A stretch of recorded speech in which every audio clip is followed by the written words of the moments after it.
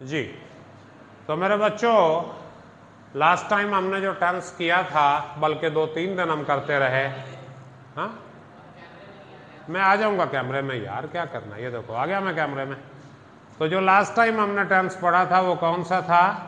Present indefinite tense. और अब हम कौन सा पढ़ेंगे? Present continuous tense.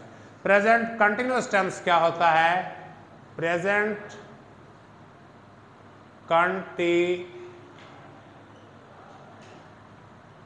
टेंस, इसे बोलते हैं फेले हाल जारी। प्रेजेंट के लिए क्या है? First form. कंटिन्यूस का मतलब क्या है? आईएनजी वाली फॉर्म। तो इस टेंस में फर्स्ट फॉर्म का आएगा हेल्पिंग वर्ब और आईएनजी वाली फॉर्म में आएगा मेन वर्ब। ठीक हो गया जी। मेन वर्ब इसका आईएनजी वाली फॉर्म में होगा और हेल्पिंग वर्ब इसका जो है फर्स्ट फॉर्म में होगा।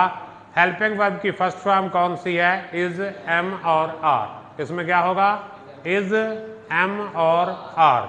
यानी मैंने जो 4 फॉर्म्स वाला फार्मूला आपको बताया था ना, कि फर्स्ट फॉर्म प्रेजेंट की, सेकंड फॉर्म पास्ट की, थर्ड फॉर्म परफेक्ट या पैसिव की और आईएनजी वाली फॉर्म कंटिन्यूअस की। विल शैल जो है फ्यूचर की अलामत है। तो 4 फॉर्म्स वाला जो फार्मूला है ये हर टेंस में लगता है और इस फार्मूले में मैं हर टेंस आपको निकाल के दे सकता हूं पूरी तरह। जैसे प्रेजेंट डेफिनेट टेंस है उसमें फर्स्ट फॉर्म चलती है और हेल्पिंग वर्ब की फर्स्ट फॉर्म और असल फेल की भी फर्स्ट फॉर्म उसमें चलती है।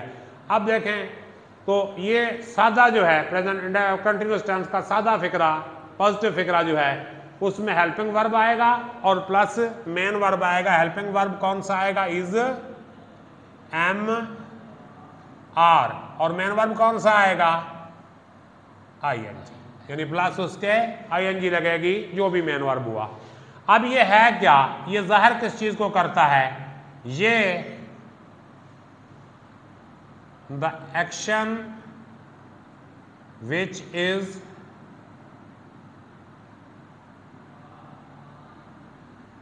happening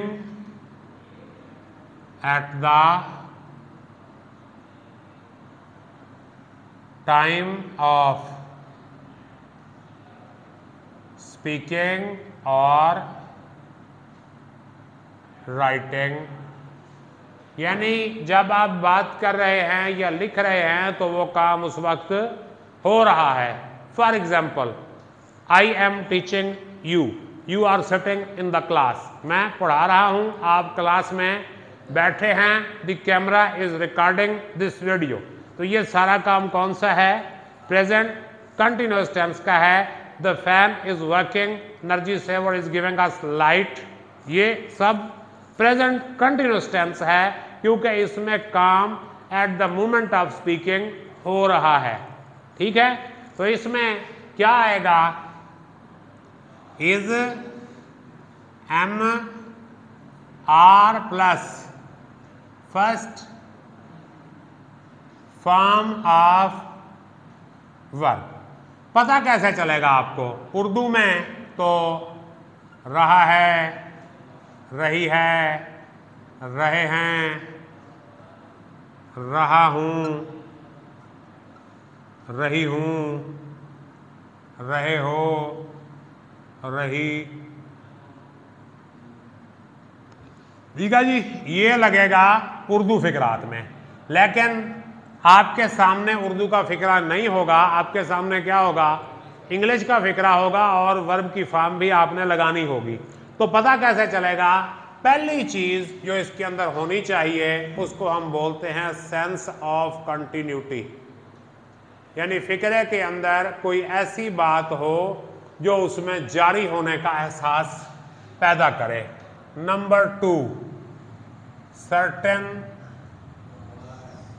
words showing